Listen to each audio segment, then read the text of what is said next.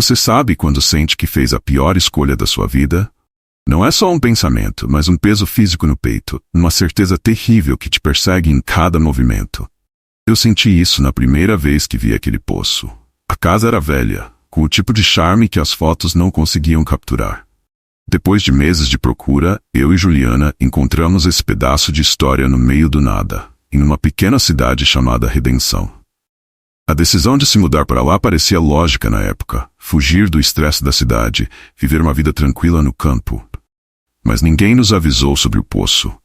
Encontramos a casa em uma tarde ensolarada, o que fez tudo parecer menos sinistro do que era. O quintal era espaçoso, com árvores altas cercando o terreno. No centro, meio escondido por ervas daninhas e arbustos, havia o que parecia ser um antigo poço de pedra. Olha só isso, disse Juliana apontando para o poço, seus olhos curiosos. Nos aproximamos, e uma sensação esquisita me invadiu. Não era só o fato de o poço ser velho. Era algo sobre a forma como ele parecia absorver a luz ao seu redor. Era como se o tempo tivesse se esquecido dele, ou como se algo muito antigo estivesse à espreita, esperando. É bem profundo, disse Juliana, olhando para dentro. Mas tudo o que podíamos ver era escuridão. Naquela noite conhecemos alguns vizinhos. Eles pareciam amigáveis, embora um tanto reservados. Quando mencionamos o poço, o humor na sala mudou. Todos ficaram silenciosos por um momento, e depois um dos homens, Sr. Martins, falou: "Não se aproximem daquele poço, e se forem espertos, mantenham a tampa bem fechada." Ri, pensando que era apenas superstição de cidade pequena, mas a expressão no rosto dele me fez hesitar. "Por que isso?" perguntei, intrigado. Ele olhou diretamente para mim, com uma intensidade que não combinava com seu jeito amigável de antes. "Dizem que ele pertence às almas que não encontram descanso. Almas perdidas.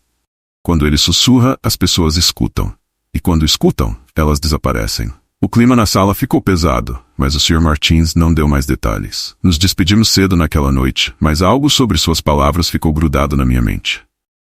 De volta a casa, eu não conseguia tirar o poço da cabeça. Cada vez que olhava pela janela da cozinha, ele estava lá, quieto e sombrio no quintal. Não deveria me incomodar tanto, mas algo naquele lugar me deixava inquieto. Na primeira noite, Juliana e eu fomos dormir cedo.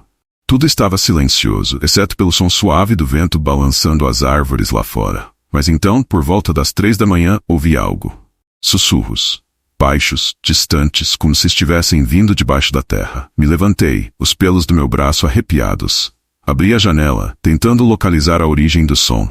Estava mais claro agora. Era como um canto, uma voz abafada que subia do quintal, do poço. Fechei a janela rapidamente, o coração disparado. Voltei para a cama, tentando me convencer de que era só minha imaginação.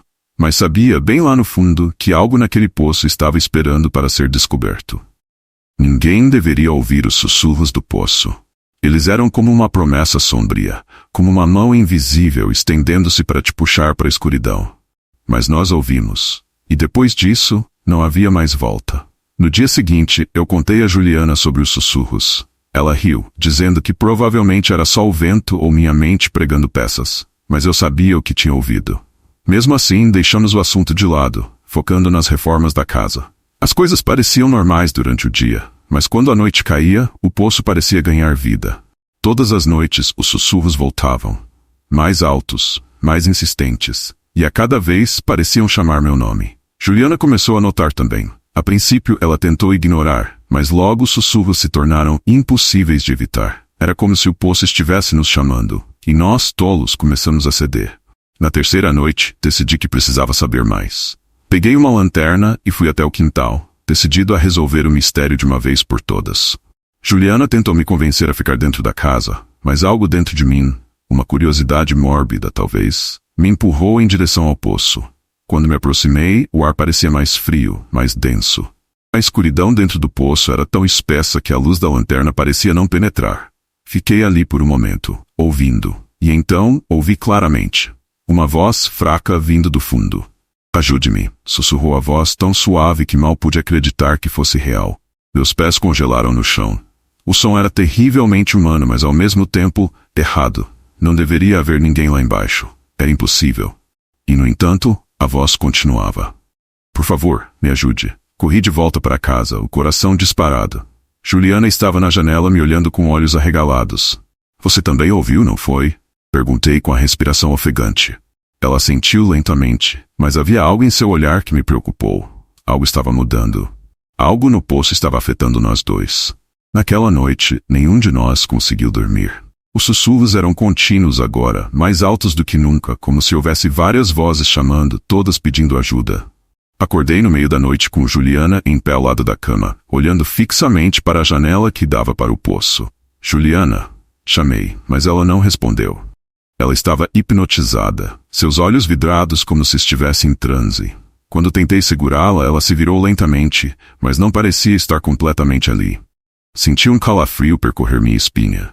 Eles estão lá, disse ela, em um tom que não era o dela. Eles estão esperando. Na manhã seguinte, algo estava errado com Juliana. Ela não era mais a mesma. Seus olhos estavam vazios, sua pele pálida, e ela mal falava. Tentei convencê-la a sair da casa por alguns dias, mas ela recusou. Estava obcecada com o poço, e cada vez que a observava, ela parecia se aproximar mais dele. Decidi que naquela noite, eu daria um fim àquilo. Tamparia o poço e acabaria com os sussurros de uma vez por todas. Quando a noite caiu, preparei uma grande tampa de madeira e fui até o quintal. O ar estava pesado, carregado com a promessa de tempestade. Aproximei-me do poço e, para minha surpresa, Juliana já estava lá, ajoelhada na beira, olhando fixamente para o fundo. O que está fazendo aqui? Perguntei, tentando manter a calma. Ela não respondeu. Apenas se inclinou um pouco mais para perto do poço, como se estivesse ouvindo alguma coisa. Juliana, gritei, correndo até ela, mas já era tarde demais. Ela se jogou. Corri até a beirada, o coração em frangalhos, e olhei para baixo, esperando o som de seu corpo atingindo o fundo. Mas não houve nada, apenas o silêncio. E então, o pior aconteceu. Do fundo do poço, as vozes começaram a rir, um riso baixo, distorcido ecoando pelas pedras antigas. O poço estava vivo. Ele havia tomado Juliana, e agora queria mais. Voltei para dentro da casa, desesperado, mas já sabia que não havia mais escapatória. Eu podia sentir as vozes me chamando. Elas estavam dentro de mim agora, crescendo a cada segundo. No final, fui eu que cedi, porque, quando o poço chama, ninguém consegue resistir por muito tempo.